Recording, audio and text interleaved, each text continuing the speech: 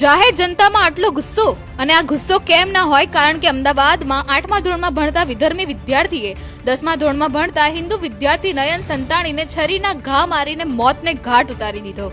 મણિનગરના 7 day સ્કૂલમાં આ ઘટનાએ એક પરિવારનો દીકરો છીનવી લીધો. ઈજાગ્રસ્ત નયનને તરત દવાખાને લઈ જવામાં આવ્યો, પરંતુ સારવાર દરમિયાન તેનું મોત થયું, જેના પગલે બાળકના માતા પિતા અને પરિવારજનોએ શાળામાં જઈને પ્રિન્સિપલ સહિત કર્મચારીઓને માર માર્યો અને તોડફોડ પણ કરી. અને આ પછી સવારે 2000થી વધુ લોકોનું ટોળું સ્કૂલની બહાર ભેગું થઈ ગયું હતું, જેમાં લોકોએ રસ્તા રોકી લીધા હતા અને જય શ્રી રામના નારા લગાવ્યા હતા.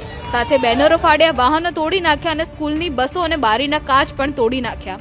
પણ સૌથી મોટો આઘાત તો સ્કૂલના કર્મચારીઓના વર્તનથી લાગે.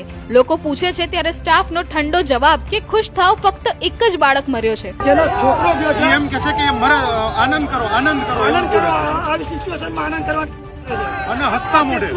આવો નિર્દય અને નિર્લજ્જ જવાબ જે માનવતા પર સવાલ કરે, અને એ પછી લોકોમાં વધારે ગુસ્સો જોવા મળ્યો. સિચ્યુએશન નિયંત્રણમાં લાવવા માટે પોલીસે લોકોને બહાર નીકાળવાનો પ્રયત્ન કર્યો અને જાહેર જનતાને બહાર કર્યા બાદ સ્કૂલનો ગેટ બંધ કરી દીધો. હાલ ક્રાઇમ બ્રાન્ચને તપાસ સોંપવામાં આવી છે અને 8મા ધોરણના વિદ્યાર્થીને કસ્ટડીમાં લેવાયો છે અને આમાં ફોરેન્સિક તપાસ પણ ચાલી રહી છે.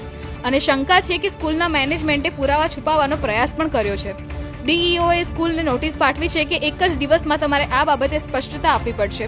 અને આખરે નયનની અંતિમ યાત્રા પણ સ્કૂલ પાસેથી જ નીકાળવામાં આવી, જેમાં 2000થી વધુ લોકો જોડાયા હતા અને મૃતકના પિતાએ પોલીસ અને સરકાર પાસે ન્યાયની માંગ કરી હતી. गुजरात गवर्नमेंट और गुजरात पुलिस से ये अपील करते हैं भाई हमें अच्छी तरह से सपोर्ट करे और हमको न्याय दे, और उसके बाद भी हमारा सिंधी समाज हमारे साथ पूरा लगा हुआ है.